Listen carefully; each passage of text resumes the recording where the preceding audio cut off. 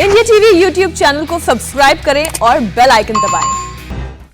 देश में कोरोना के केसेस लगातार बढ़ रहे हैं। 12 राज्यों में तो करीब 1 लाख से ज्यादा एक्टिव केसेस हैं, यानी भारत के टोटल एक्टिव केसेस का 81%। ऐसे हालात में नरेंद्र मोदी करेंगे क्या? संपूर्ण लॉकडाउन लगाने का फैसला होगा या मुख्यमंत्रियों पर छोड़ दिया जाएगा? इस रिपोर्ट को देखिए, इशारा साफ साफ मिल जाएगा। मोदी का मंत्र क्लियर है, कोरोना के खिलाफ लड़ाई में कड़ाई के साथ साथ दवाई भी चाहिए।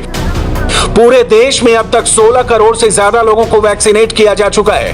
फेज 3 के वैक्सीनेशन ड्राइव में रफ्तार थोड़ी धीमी है, मगर 5 दिनों में 18 से 44 की उम्र के 6,70,000 से ज्यादा लोगों को वैक्सीन की पहली डोज लग चुकी है। देश के अलग अलग राज्यों को अभी तक 17 करोड़ से ज्यादा वैक्सीन की डोज फ्री ऑफ कॉस्ट मिली है। राज्यों और केंद्र शासित प्रदेशों के पास अभी भी 94 लाख से ज्यादा डोज पड़ी हुई है और अगले 3 दिनों में इन सभी राज्यों को 36 लाख से ज्यादा डोज मिलने वाली है। इस बीच वैक्सीन पर प्रधानमंत्री ने एक ट्वीट किया है और बहुत बड़ा मैसेज दिया है। मोदी ने वैक्सीनेशन के केरल मॉडल को एंडोर्स किया है और देश के दूसरे राज्यों को सीधा संदेश दिया है। पहले केरल के मुख्यमंत्री ने बताया, फिर मोदी ने साधारण भाषा में समझाया, वैक्सीन की बर्बादी ना हो, इसके लिए केरल वाले प्लान पर ही काम हो। केरल को मोदी सरकार से वैक्सीन की 73,38,806 डोज मिली और केरल ने 74,26,164 डोज दिए। इनमें वो डोज भी थे जो हर वायल में वेस्टेज के हिसाब से मिली, यानी केरल की सरकार ने अतिरिक्त डोज का भी समझदारी से इस्तेमाल किया और इसमें केरल के हेल्थ वर्कर्स, खासकर नर्सेस का अहम रोल था। मोदी के ट्विटर से क्लियर है, केरल के हेल्थ केयर वर्कर्स और नर्सेज ने देश के दूसरे हिस्सों के लिए एक एग्जाम्पल सेट किया है, खासकर उन 10 राज्यों के लिए जहां वैक्सीन की बर्बादी बेधड़क हो रही है। 5 मई 2021 की सुबह 8 बजे तक लक्षद्वीप में 9.5% से ज्यादा, तमिलनाडु में 8.5% से ज्यादा, असम में 7.5% से ज्यादा, मणिपुर में 7% से ज्यादा और हरियाणा में 5.5% से ज्यादा वैक्सीन के डोज वेस्ट हुए। ये सिचुएशन तब है जब देश में 45 प्लस के अलावा 18 प्लस का वैक्सीनेशन भी चालू है, मगर वैक्सीन की कमी हर राज्य के रास्ते में रोड़ा बनकर खड़ी है। मोदी के पास पूरी डिटेल है, मोदी हर कमी को पूरा करने की कोशिश कर रहे हैं, मगर कुछ राज्य इसमें साथ नहीं दे रहे। 4 तारीख को आया, 500 टोकन दिया, अपना नंबर नहीं लगा, वापस गया तो पहले बोलते नहीं है 500 के देंगे, धूप में खड़े। आज सुबह 6:30 बजे आया, 9 बजे टोकन चालू किया, वो भी नहीं बताते हैं कि इतने बजे चालू करेंगे, बरोबर है। उसके बाद अपने को टोकन दिया, फिर बोले अभी वैक्सीन नहीं है, 12 बजे बाद आओ। 12 बजे बाद आया और नंबर का तो कोई वैल्यू नहीं है, जो आगे वो पहले वो पीछे, ऐसा हो गया है। अच्छा, ऐसा कितना दिन चलेगा? अभी बोला कि 12 बजे के बाद आओ, 12 बजे हम लोग आ गए, अभी हमारा नंबर कुछ नहीं आया है। 6:30 का मतलब करीब आपको यहाँ पर आए हुए 6 घंटे के आसपास का वक्त हो गया। आप ये क्या? फिर घर गए, फिर वापस आए। अच्छा। और अभी तक हमारा नंबर नहीं आया है। टोकन देंगे करके 8 बजे, 9:15 बजे टोकन दिया, बोले अभी जाओ 12 बजे आओ। 12 बजे आ गए तो टोकन का नंबर का कुछ वैल्यू ही नहीं है। अभी 90 नंबर है तो मैं 250 पे खड़ा है, कुछ इधर कुछ है ही नहीं, सुविधा कुछ भी नहीं है। भारत को 16 करोड़ की आबादी को वैक्सीनेट करने में 109 दिन का वक्त लगा। इसी पैमाने पर अमेरिका को 111 दिन और चीन को 116 दिन का समय लगा, यानी भारत की रफ्तार बाकी देशों के मुकाबले कहीं अच्छी है। देश के 12 राज्यों में 18 से 44 साल के 6,71,285 लोग वैक्सीनेट हुए।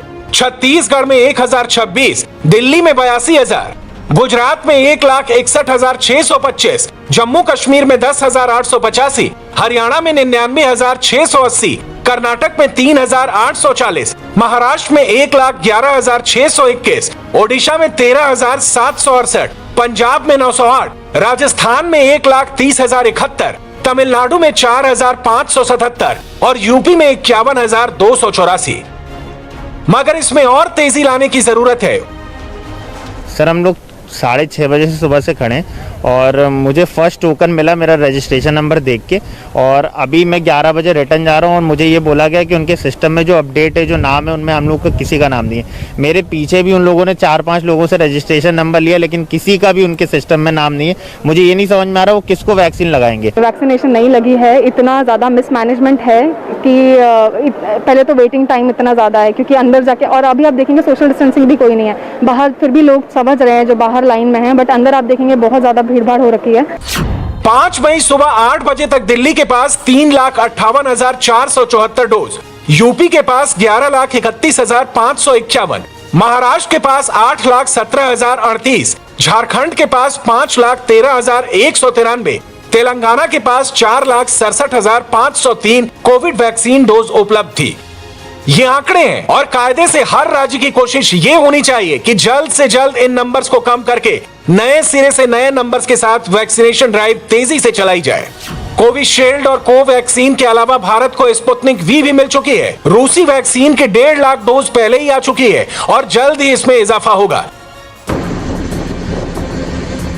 विदेशों से मदद आने का सिलसिला लगातार जारी है। ये तस्वीरें जर्मन एयरफोर्स की हैं। जर्मनी की वायुसेना का A400 oxygen plant production equipment के साथ दिल्ली के लिए उड़ान भर चुका है और इस वक्त रास्ते में है। ऑस्ट्रेलिया से 1056 वेंटिलेटर्स और 43 ऑक्सीजन कंसंट्रेटर भारत पहुंच चुके हैं। अमेरिका ने रेमडेसिविर इंजेक्शन की 81,000 वायल्स मुंबई एयरपोर्ट पर उतार दी हैं। भारतीय वायुसेना ऑस्ट्रेलिया के पर्थ से 4 क्रायोजेनिक टैंकर्स एयरलिफ्ट करके भारत ला चुकी है। इस बीच भारतीय वायुसेना के अलावा भारतीय नौसेना भी युद्ध स्तर पर मिशन ऑक्सीजन को कामयाब बनाने में जुटी है। INS तलवार बहरीन से 54 टन लिक्विड ऑक्सीजन लेकर मैंगलोर पहुंच चुके हैं। इसके अलावा INS एरावत सिंगापुर से 3,600 ऑक्सीजन सिलेंडर्स और 27 टन के 8 ऑक्सीजन टैंकर्स के साथ भारत के रास्ते में है। INS कोलकाता भी कुवैत से सिलेंडर्स और जरूरी मेडिकल सप्लाई के साथ भारत की तरफ बढ़ रहा है।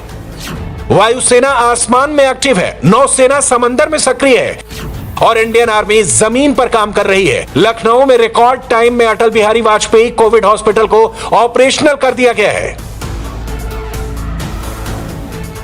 250 बेड यहाँ पर हम लोग DRDO और आर्मी के माध्यम से संयुक्त प्रयास से राज्य सरकार के साथ मिलकर के ये हॉस्पिटल प्रारंभ होने जा रहा है।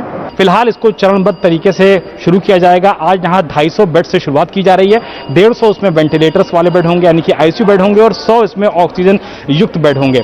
सभी तरीके की जो मॉडर्न टेक्नोलॉजी होती है वो उस पर पूरी तरीके से शो करेगी। तेजी से मेकशिफ्ट हॉस्पिटल बनाने के अलावा दूसरा कोई ऑप्शन नहीं है, मगर अच्छी बात यह है कि ऑक्सीजन की बड़ी समस्या से निपटने के लिए भी युद्ध स्तर पर तैयारी की जा रही है। विदेशों से लाए गए ऑक्सीजन कंटेनर्स एक लोकेशन से दूसरे लोकेशन पर भेजे जा रहे हैं। Oxygen express medical liquid oxygen के साथ पटरी पर दौड़ रही है।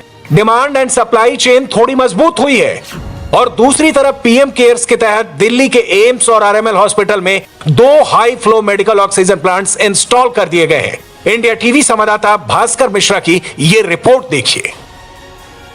PM केयर फंड से देश के 500 जिलों में ऑक्सीजन का प्लांट लगने वाला है और इसकी शुरुआत हुई है राजधानी दिल्ली के RML हॉस्पिटल से। ये देख सकते हैं, ये वो प्लांट है जो लग के यहाँ पे तैयार है और उम्मीद की जा रही है कि आज देर शाम से ये ऑपरेशनल हो जाएगा। महज 1 सप्ताह के भीतर जब ये प्लानिंग हुई थी, 1 सप्ताह के भीतर ये बन के पूरी तरह से तैयार हो गया है और सिर्फ अब इतनी कोशिश भर की जा रही है कि इस ऑक्सीजन प्लांट को जो एग्जिस्टिंग लिक्विड ऑक्सीजन का जो स्टोरेज है उसके साथ अटैच कर दिया जाएगा और ये पूरी तरह से फंक्शनल हो जाएगा। PM केयर फंड के तहत राजधानी दिल्ली में 2 हॉस्पिटल में ये बनके तैयार हो गया है, एक एम्स के ट्रॉमा सेंटर में और दूसरा RML हॉस्पिटल में। नमस्ते, मैं हूं मीनाक्षी जोशी। वीडियो और खबरों से अपडेट रहने के लिए India TV YouTube channel subscribe करें, बेल आइकन दबाना ना भूलें। जुड़े रहें इंडिया टीवी के साथ।